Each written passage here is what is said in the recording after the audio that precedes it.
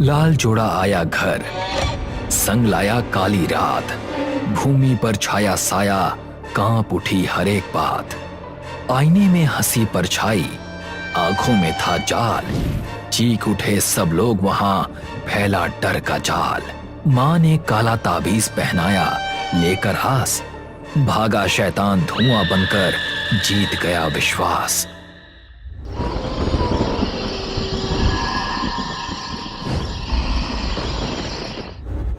पिंटू गांव का मशहूर दुल्हन के कपड़े सिलने वाला दर्जी अपनी दुकान पर बैठा है।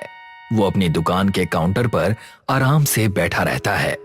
तभी एक आदमी अपनी स्कूटी पर वहां आता है। उसकी स्कूटी के पीछे एक बड़ा सा बोरा बंधा होता है। वो आदमी उतरकर वो बोरा पिंटू के पास ले आता है। पिंटू सेठ, सामान ला दिया है, कहां रखूं? कितना लाया है इस बार? 16 किलो होंगे, बस एक ही जोड़ा है। और उसके साथ वाला सामान अंदर वाले मैनेकिन में जाकर लगा दे, मैं आ रहा हूं। वो आदमी बोरा उठाकर दुकान के अंदर चला जाता है। पिंटू उसे जाते हुए देखता है और चुपचाप बैठा रहता है। फिर पिंटू दराज खोलता है और उसमें से कुछ नकद पैसे निकाल लेता है। पिंटू मैनेकिन वाले कमरे में अंदर जाता है और वहां नए शादी के जोड़े को मैनेकिन पर सजा हुआ देखता है। वो जोड़ा इतना सुंदर और मनमोहक लगता है कि पिंटू की नजरें उसी पर टिक जाती हैं।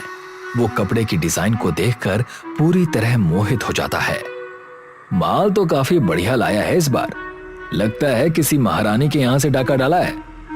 अरे सेठ, क्या बात करते हो, ऐसा कुछ नहीं है, आप तो बस क्वालिटी देखो। पिंटू धीरे धीरे आगे बढ़ता है और उस कपड़े के पास जाकर सूंघता है। फिर वो मुड़कर उस आदमी की तरफ देखता है। ड्राई क्लीनिंग करा दिया? हाँ सेठ, ये लो, अपना काम भी हो गया। और ये ले। पिंटू उसे 1000 रुपए दे देता है। सेठ, इस बार जो माल आया वो बाकी से अलग है, कम से कम 2000 तो दे दो। किस चीज को कितने में खरीदना है मुझे अच्छे से पता है, चल अब जा। वो आदमी मान जाता है और वहां से चला जाता है। पिंटू मैनेकिन को ऐसे देखता रहता है जैसे वो जिंदा हो, मानो उसने बरसों बाद ऐसी खूबसूरती देखी हो। तभी पीछे से आई एक आवाज उसका ध्यान तोड़ देती है। पिंटू चाचा। वो होश में आता है और वहां से बाहर चला जाता है। भूमि काउंटर पर पिंटू का इंतजार कर रही है। पिंटू उसके पास आता है और उससे बड़े प्यार से मिलता है, जैसे वो उसकी अपनी बेटी हो। अरे भूमि बेटे, शादी की बहुत बहुत बधाई हो। शुक्रिया चाचा। तो बताओ, कब की तारीख निकली है? तारीख तो अगले एकादशी की है चाचा, पर मैंने सोचा है कि अभी ही ड्रेस का ऑर्डर दे दूं। बहुत अच्छा किया तुमने बेटी। तो दिखाइए आपके कुछ डिजाइन। तुम्हारे लिए मेरे पास एक बहुत अच्छा जोड़ा पहले से तैयार पड़ा है, क्या तुम उसे देखना चाहोगी? क्या सच? हाँ हाँ बिल्कुल। ठीक है, दिखाइए मुझे। अभी लाया। अरे चंदन, अंदर से वो नया वाला जोड़ा लाकर दिखा तो, भूमि बेटी के लिए। चंदन वही लाल जोड़ा मैनेकिन सहित भूमि के पास लेकर आता है। रोशनी में वो लाल जोड़ा और भी ज्यादा चमक रहा होता है। भूमि उसे देखते ही तुरंत पसंद कर लेती है। वाह चाचा, ये तो ऐसा लगता है कि किसी महारानी का जोड़ा हो। क्या आपने ये कहीं से लाया है? नहीं नहीं बेटी, ये तो मैंने खुद बनाया है। वैसे तो मैं इसे 30,000 में बेचने वाला था, पर बस तुम्हारे लिए 23,000, कल तक मिल जाएगी ये। ठीक है चाचा, मैं कल आती हूँ पैसों के साथ। इसके बाद भूमि वहां से चली जाती है। पिंटू उसके जाते ही चालाक मुस्कान देता है, क्योंकि उसे बहुत फायदे का सौदा मिल गया होता है। उस रात पिंटू फोन पर किसी से बात कर रहा होता है और साथ ही बिल और हिसाब देख रहा होता है। हाँ हाँ, करा दिया है काम। वो भूमि भी कल तक आ जाएगी कपड़े लेने, उसको दे देना। और जिस वक्त वो बात कर रहा होता है तभी अचानक लाइट चली जाती है और चारों तरफ अंधेरा छा जाता है। पिंटू उठकर जनरेटर का स्विच देखने जाता है। तभी उसका पैर उसी लाल जोड़े वाले मैनेकिन से टकरा जाता है। नीली चांदनी में मैनेकिन का चेहरा साफ दिखाई देता है। वो उसे एक तरफ करता है और जनरेटर का स्विच ढूंढने आगे बढ़ता है। तभी उसे एक धीमी फुसफुसाहट सुनाई देती है। पिंटू। पिंटू की आंखें डर से बड़ी हो जाती हैं। वो पीछे मुड़कर देखता है और फिर से मैनेकिन को सामने पाता है। वो उसे पकड़ लेता है और सीधा उसकी आंखों में देखने लगता है। अचानक उसका चेहरा बदलकर डरावना रूप ले लेता है और वो जोर से चीख उठती है। पिंटू की आंखें डर से बड़ी हो जाती हैं। अगले दिन भूमि सोफे पर बैठी अपने फोन में कुछ देख रही होती है। तभी दरवाजे पर दस्तक होती है। भूमि जल्दी से उठती है और दरवाजा खोलती है। वो देखती है कि बाहर कोई खड़ा नहीं है, लेकिन घर की चौखट पर शादी का जोड़ा रखा होता है। ये देखकर भूमि हैरान रह जाती है। माँ, माँ। तभी उसकी माँ कमरे से बाहर निकलती है और उसके पास आती है। क्या हुआ बेटा? क्या आपने पिंटू चाचा को शादी का जोड़ा घर पहुंचाने बोला था? नहीं तो मेरी तो उनसे कुछ बात ही नहीं हुई। तुम ही तो कल गई थी ना दुकान। भूमि शादी का जोड़ा उठाती है और अपनी माँ को दिखाती है। पर ये देखो ना, ये किसने यहाँ छोड़ दिया है? पिंटू चाचा ने तो मुझे आज आकर इसे ले जाने के लिए कहा था। अरे इसमें चिंता करने की क्या बात है? हो सकता है उन्होंने किसी के हाथ भिजवा दिया हो। तुम इन सब पर ध्यान मत दो और चलो अब जल्दी तैयार हो जाओ। लड़के वाले मंगनी के लिए आते ही होंगे। भूमि हाँ में सिर हिलाती है और शादी का जोड़ा अंदर ले जाती है।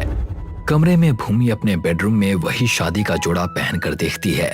वो आईने के सामने खड़ी होकर अपने कपड़े को देखकर कुछ पल खुश होती है, लेकिन तभी उसे एहसास होता है कि उसका प्रतिबिंब उसकी हरकतों का साथ नहीं दे रहा है।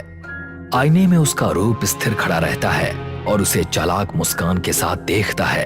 उसकी आंखें बिल्कुल बेजान लगती हैं। दूसरी तरफ भूमि की माँ दूल्हे के परिवार का घर में स्वागत करती हैं। वो उन्हें सोफे पर बैठाती हैं, फिर सबको पीने के लिए शरबत देती हैं और सगाई के लिए भूमि को बाहर बुलाती हैं। भूमि बेटी आ जाओ, तैयारी हो गई है। भूमि अपने कमरे का दरवाजा खोलती है। वो अभी भी शादी का जोड़ा पहने होती है। वो लिविंग रूम की तरफ चल कर आती है, लेकिन उसकी चाल अजीब और डरावनी लगती है। उसे देखकर वहां बैठे सभी लोग उसके व्यवहार से बुरी तरह चौंक जाते हैं। उसकी माँ उसका हाथ पकड़ लेती है और उसे डांटने लगती है। ये क्या कर रही है बेटा? अपने आप को संभाल, क्या हुलिया बना लिया है? चुप कर बुढ़िया। भूमि अपनी माँ का हाथ झटक देती है। फिर वो सीधा दूल्हे की आंखों में देखने लगती है। उसका चेहरा बहुत डरावना लगता है और दूल्हा और उसका परिवार बुरी तरह घबरा जाते हैं। और तू मुझे लेके जाना चाहता है अपने घर? तू नहीं बचेगा। कौन हो तुम? मैं तेरी मौत हूँ, तुझे मारने आई हूँ। तुझे मार के तेरा खून पीने आई हूँ, कमीने। भूमि अचानक उसकी तरफ झपटती है और उसका गला पकड़ लेती है। आसपास के सभी लोग मिलकर लड़के को भूमि से छुड़ाने की कोशिश करते हैं। वो जोर जोर से डरावने तरीके से चीखने लगती है। दूल्हा और उसका परिवार बुरी तरह से डर जाते हैं। रात को एक साधु भूमि की मां के साथ उसके बेडरूम में आता है। भूमि पूरी तरह बिस्तर से बंधी होती है, फिर भी वो जोर जोर से तड़प रही होती है और वहां मौजूद सबको बुरा भला कह रही होती है। खोल मुझे, खोल सालो। एक बार छूटने दो, सबको खत्म कर दूंगी, हर एक को ठिकाने लगाऊंगी। खोल कुत्ते। साधु बहुत डरा हुआ दिखाई देता है, फिर भी वो हिम्मत करके भूमि से सवाल पूछना शुरू करता है। कौन है तू? नहीं बताऊंगी। बता कौन है तू और यहाँ क्यों आई है? सबको मारने आई हूँ, सबका खून पीने आई हूँ। मुझे शादी से नफरत है, किसी को नहीं छोड़ूंगी मैं। भूमि बिस्तर पर जोर जोर से तड़पने लगती है और खुद को छुड़ाने की कोशिश करती है। अचानक भूमि के शरीर पर जगह जगह गहरे घाव दिखाई देने लगते हैं। ये देखकर साधु और उसकी माँ बहुत घबरा जाते हैं। साधु और भूमि की माँ कमरे से बाहर आ जाते हैं, फिर वो कमरे का दरवाजा बंद कर देते हैं। भूमि की तबीयत खराब होती जा रही है। हमें जल्द से जल्द कुछ करना होगा, वरना ये उसे छोड़ेगी नहीं। महाराज जी, आप उसे बचा लीजिए। आने वाले एकादशी को उसकी शादी होने वाली है। संकट बड़ा है और इसे शांत करने के लिए समय लग सकता है। हमें क्या करना होगा? भूमि की ये हालत हुई कैसे? सुबह तक तो सब ठीक था और फिर क्या? महाराज जी, मैं समझ गई। शैतान उस लाल जोड़े में है। जब से उसने वो पहना है तब से वो ऐसा कर रही है। साधु कुछ देर सोचता है और फिर सारी बात समझ जाता है। इससे पहले कि कुछ अनहोनी हो, हमें वो लाल जोड़ा उसके बदन से हटाना होगा। भूमि की मां हां में सिर हिलाती है। वो दोनों एक बार फिर भूमि के कमरे में जाते हैं। इस बार भूमि शांत होकर सोई हुई लगती है। उसके पूरे शरीर पर घाव के निशान साफ दिखाई दे रहे होते हैं। ये देखकर उसकी मां की आंखें भर आती हैं, लेकिन साधु उन्हें रोने से रोक देता है। वो भूमि के शरीर के चारों तरफ बिस्तर पर 4 काली गुड़िया रखता है और मंत्र पढ़ना शुरू करता है। जैसे ही वो मंत्र शुरू करता है, भूमि अचानक फिर से जाग उठती है। उसकी आंखें काली और बेहद डरावनी हो चुकी हैं। छोड़ मुझे कुत्ते, खोल खोल मुझे। इस लड़की के शरीर को छोड़ दे, मैं तुझे हुक्म देता हूँ। भूमि जोर जोर से तड़पने लगती है और तेज चीखने लगती है। उसके मुंह से खून बहने लगता है। महाराज जी, मेरी बच्ची को बचा लीजिए, मैं इसे खो नहीं सकती। अचानक भूमि शांत हो जाती है और कुछ पल के लिए वहां सब कुछ बिल्कुल शांत हो जाता है। साधु और उसकी मां को लगता है कि भूत चला गया है। जल्दी, समय नहीं है, इस वस्त्र को उसके शरीर से निकालिए। जैसे ही उसकी मां आगे बढ़ती है, भूमि अचानक फिर से जाग उठती है। वो पूरा बिस्तर हवा में उठा देती है और उसी बिस्तर को अपनी मां और साधु की तरफ जोर से फेंक देती है। दोनों समय रहते बच जाते हैं और बिस्तर दीवार से टकराकर टूट जाता है। अब भूमि आजाद हो चुकी होती है। वो टूटी हुई लकड़ियों के बीच से डरावने ढंग से रेंगते हुए बाहर निकलती है।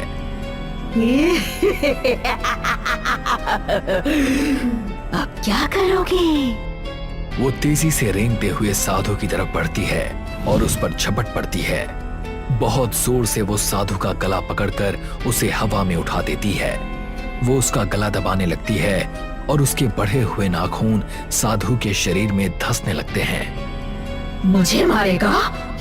मुझे? भूमि की मां आगे बढ़ती है। वो उसके गले में एक काला ताबीज डाल देती है। ताबीज देखते ही भूमि जोर से चीख उठती है।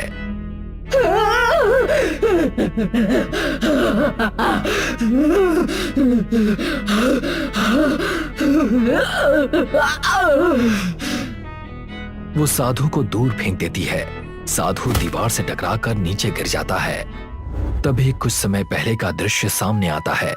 जब वो दोनों दरवाजा खोलने के लिए आगे बढ़ते हैं, तभी भूमि की मां एक सवाल पूछती हैं। महाराज जी, अगर किसी वजह से हम इस शैतान को काबू में ना कर पाए तो? साधु कुछ देर सोचता है और फिर अपनी पोटली से एक ताबीज निकालता है। वो उस ताबीज को भूमि की मां को दे देता है। मैं उसे छल से स्वयं पर हमला करने पर मजबूर करूंगा और मौका देखते ही आप ये ताबीज उसके गले में पहना दीजिएगा। भूमि की मां साधु से ताबीज ले लेती हैं। मैं वापस आऊंगी। भूमि पूरी तरह काबू से बाहर हो जाती है। वो अपने मुंह से काले धुएं का बड़ा गुबार बाहर छोड़ती है।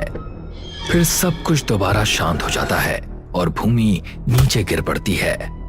साधु बताता है कि वो अब सुरक्षित है।